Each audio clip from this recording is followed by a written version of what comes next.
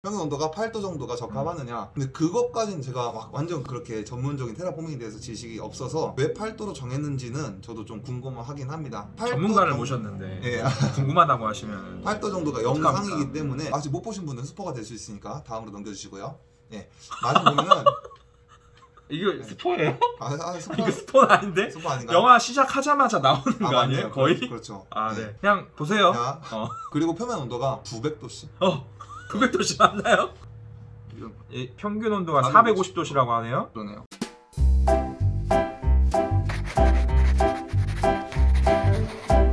안녕하세요, 보드게이머 현웅입니다. 먼 미래에 과연 인간은 화성에서 살 수 있을까요? 오늘은 화성을 개척하는 테마로 하고 있는 보드게임 테라포밍 마스에 대한 이야기와 함께 우주에 대한 이야기, 특히 화성에 대한 이야기를 좀 해볼까 합니다. 제가 아는 지인 중에 천체 우주 전문가라고 할 수 있는 꾸기님 한번 모셨습니다. 안녕하세요, 꾸기입니다. 네. 안녕. 전라북도 네. 과학교육원에서 별자리, 천체 관측, 우주 관련된 그런 강의를 하고 계시고 특히 우주에 관심이 많은 분이시죠. 그래서 제 생각에는 이런 화성에 대한 이야기도 많이 해줄 수 있을 것 같아서 초대하게 되었습니다. 본인 소개 잠깐만 해주세요. 맨날 유튜브 댓글로만 채널을 보면서 간접적으로 참여를 하다가 이렇게 진짜 유튜브에 나오게 되니까 너무 기대되고 긴장되고 좀 어렵고 그러네요. 현웅이랑 같은 보드게임 모임을 하면서 알게 되었고요. 하다 보니까 너무 재밌더라고요. 파티게임 위주로 하고 있고 어릴 때부터 좀 천문, 우주, 좀 별 이런 거에 관심이 많아가지고 그런 쪽으로 좀 아이들을 가르치는 직업을 가졌으면 좋겠다라고 생각을 해가지고 그런 쪽으로 지금 일을 하게 되었네요. 그렇습니다. 우선 이 테라포밍 마스에 대한 이야기를 처음에 안 할 수가 없죠. 화성을 인간이 살 수 있게 개척한다. 태포마라고도 해요. 태포마, 줄여서 태포마. 태포마. 느낌 좋은데요? 네. 태포마. 2315년에 세계 정부가 많은 기업들에게 화성을 개척하는 사람들에게 돈을 많이 쓰겠다 해가지고 플레이어들이 기업가가 되어서 프로젝트를 진행하는 게임입니다. 이 게임을 제가 가지고 오면서 화성에 대한 이야기를 해보고 싶었어요. 목표 3가지가 인간이 살 수 있는 최소 조건이라고 하는데 평균 온도, 산소 농도, 그 다음에 해양수, 바다가 좀 있어야 된다는 거죠. 저는 첫 번째로 질문해보고 싶었던 게 바다가 9% 정도는 있어야 한다고 해요. 화성 표면에. 9%래요? 네, 그래야지 인간이 화성에서 살 수 있다고 해요. 왜 그렇죠? 테라포밍이라는 거는 지구와 비슷한 환경을 만들어서 지구 생명체가 살 수 있는 환경을 만들자가 테마인 것 같아요. 맞아요. 그러려면은 지구에 생명체가 있게 되는데 가장 결정적인 역할을 하는 게 바로 액체 상태의 물이 있냐 없냐, 그게 가장 기본적이고 가장 중요한 단서라고 생각을 해요. 우리 몸도 물이 70% 이상이 그쵸. 물이 없으면은 우리가 아는 한도 내에서 생명체는 존재할 수가 없습니다. 공기 중에 수증기도 있어야 되고 또 물이 9% 정도 있어야지 온도 변화가 그렇게 심하지 않다고. 그렇죠. 항상성이 유지될 수가 있으면서 항상성, 어려운 말 쓰시네요. 그렇죠. 그리고 항상성. 순환이 일어나는데 물이 굉장히 중요하거든요. 에너지 순환. 순환. 또 어려운 말 쓰시네요. 유튜브 시청자들은 초등학생들이 있을 수도 있으니까 자막이 나올 거예요, 이렇게. 힘들게 하네. 오케이. 두 번째로 지표에 대해서 좀 이야기해보자면 여기 목표에서는 평균 온도 8도씨를 유지하게 되어 있습니다. 이거에 대해서 좀 해줄 얘기 없나요? 아까 말씀드렸다시피 물이 지구 생명체가 살 수 있냐 없냐의 가장 중요한 지표라고 생각을 해요, 저는. 그쵸? 근데 물이 액체 상태로 존재하려면은 온도도 중요하지만은 기압도 중요해요. 기압은 근데 이 게임에 지표에 없는데. 대기의양, 대기가 얼마나 있는지. 근데 화성은 지구에 비해서 대기가 없나요, 그러면? 엄청 희박합니다. 엄청 희박해요? 되게 신기한 게 지구에서 하늘을 보면 하늘색으로 보이죠. 그렇죠. 화성에서 하늘을 보면 하얀색으로 보입니다. 네? 왜 그렇죠? 하늘이 지구에서 파란색으로 보이는 이유가 따로 있습니다. 태양에서 오는 빛이 대기를 뚫으면서 산란을 하거든요. 또 어려운 말 쓰시네. 파란색 계열은 많이 분산돼가지고 온통 파란색으로 보이는데, 그러니까 태양이 많이 분산되려면 대기가 많이 있어야 된다. 화성은 대기가 별로 없기 때문에 산란이 잘 안 돼요. 그래가지고 파란색, 보라색으로 잘 안 보이고 흰색으로 보이는구나. 그럼 지구보다 더 대기가 많은 행성이 있나요? 그렇죠. 우리가 바로 알고 있는 금성, 지구보다 훨씬 더 두꺼운, 수십 배는 두꺼운. 그래요? 금성 나왔으니까 이제 테라포밍 마스엔 또 이런 비너스 넥스트라는 확장도 있죠. 확장. 이 얘기도 이따가 한번 해보도록 하겠습니다. 금성도 그렇구나. 그래서 무슨 얘기하다 지금 평균 언더. 평균 언더. 평균 언더가 8도 정도가 적합하느냐. 근데 그것까지는 제가 막 완전 그렇게 전문적인 테라포밍에 대해서 지식이 없어서 왜 8도로 정했는지는 저도 좀 궁금하긴 합니다. 전문가를 모셨는데 예.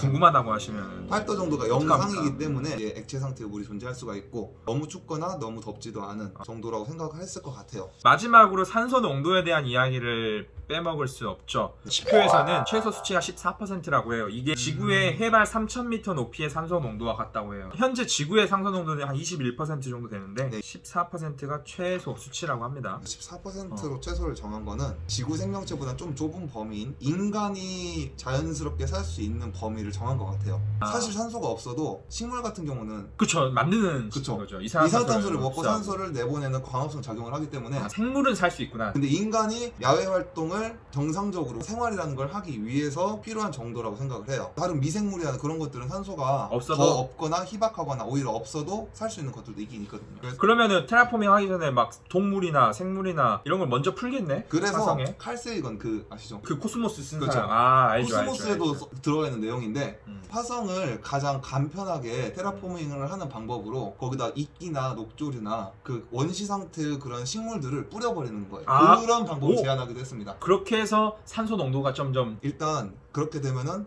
공기가 많아집니다. 대기 양이. 인간 친화적인 공기를 만들어낼 수가 있고요. 평균 기온을 올릴 수가 있습니다. 화성은 지금 인간이 살기에 너무 추워요. 근데 기온을 올리려면은 태양빛을 많이 흡수해야겠죠. 점점 어려워지기 네. 시작합니다. 다시 보드게임 얘기로 제 전공 분야로 넘어간다면 네. 여기는 도시와 숲을 막 이룹니다. 그 숲도 하나 놓을 때마다 산소 농도가 하나씩 또 늘어나요. 전 여기까지만 말하겠습니다. 또 궁금해요. 네. 여기 최소 3가지 조건에 대해서 얘기를 했는데 이거 말고도 인간이 화성에 살 수 있게 하기 위해서는 다른 조건도 굉장히 필요할 것 같아요. 어떤 게 있을까요? 지금 생각나는 거는 기본적으로 양분이 필요하죠. 네, 양분, 식량은 결국에 우리는 식물에서부터 얻죠. 그렇죠. 우리가 육식도 하지만은 모든 육식들은 결국에는 따지면은 땅에서 자라는 식물. 땅물에 사는 식물로부터. 고기는 사치지. 화성에서 처음 살려면 고기는 사치지. 그렇죠. 돈가스 한 동안 못 먹죠. 네. 못 먹죠. 네. 감자 고구마만 먹어야지. 그렇죠. 그래서 우리 와트니 누구예요, 와트니가? 마션 주인공 와트니 박사. 감자 막 그렇죠. 하잖아요. 틱톡 하면서 감자를 네. 그렇게 캔 거죠. 그쵸. 양분을 얻기 위해서. 갑자기 마션이 훅 들어올 줄 몰랐네. 화성 테라포밍하면 마션을 빼놓을 수가 없죠. 마션이라는 영화도 고증이 많이 되어 있다고 제가 들었어요. 네, 맞습니다. 근데 제가 꾸기님하고 이야기를 했을 때 마션에 대한 이야기를 좀 했었거든요. 네. 어디에서 자문을 구했다고 했죠? 나사에서 자문을 구해가지고 만든 영화라고 제가 알고. 하나의 오점이 있다고 그때 얘기를 해주셨어요. 네, 고게티가 있습니다. 고게티 뭘까요? 네. 아직 못 보신 분은 스포가 될 수 있으니까 다음으로 넘겨주시고요. 네, 마션 보면은 이거 스포예요?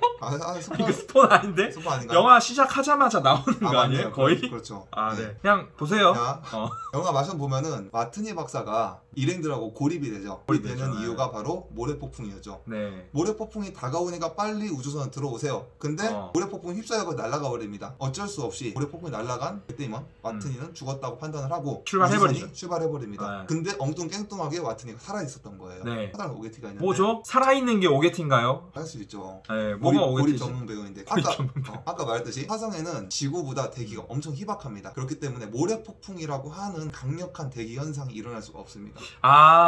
대기가 적기 때문에. 건물 날아가고 영화에 표현된 그런 모래폭풍은 지구에서도 흔히 일어나지 않는 그런 종류의 폭풍이에요. 그게 오게티였구나. 네. 아마 영화 제작자들도 알고 있었겠죠. 근데 영화적 허용으로 고립됐다는 거 어떻게 표현하겠어? 그러니까요. 어쩔 수 없이 아. 일행을 버리고 갔어야만 하는 그런 상황을 만들기 위해서 그런 장면을 넣은 것이 아닌가. 슬슬 여러분도 화성 개척에 대한 이야기를 점점 빠져들고 있죠 지금.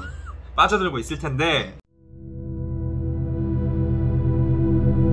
그 다음 질문이 있습니다. 인간이 네. 우주에 대한 관심을 갖고 지구가 자원이 고갈될 때가 올 것이고 네, 그렇습니다. 요즘 또 이슈잖아요. 기후변화가. 그렇기 그렇죠. 때문에 우주에 대한 관심을 가질 수밖에 없을 것 같아요. 근데 왜 하필 화성인가요? 금성, 목성, 토성도 있는데 왜 화성을 개척하는 거에 관심을 둬야 되나요? 한 가지 여쭤볼게요. 네, 쉬운 숙제가 있고 어려운 숙제가 있어요. 뭘 먼저 하고 싶어요? 저는 어려운 숙제를 먼저 합니다. 아, 되게 특이하시네.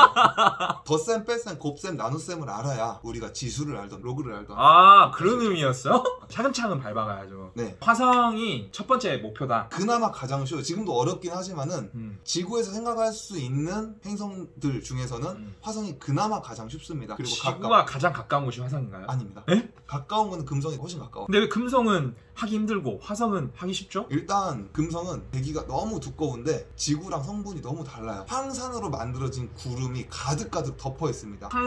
황산은 뭐죠? 우리가 쉽게 생각하면 그냥 황산? 뿌리면 죽는 겁니다. 아, 뿌리면 죽는 거. 그리고 표면 온도가 900도씨. 900도씨 맞나요?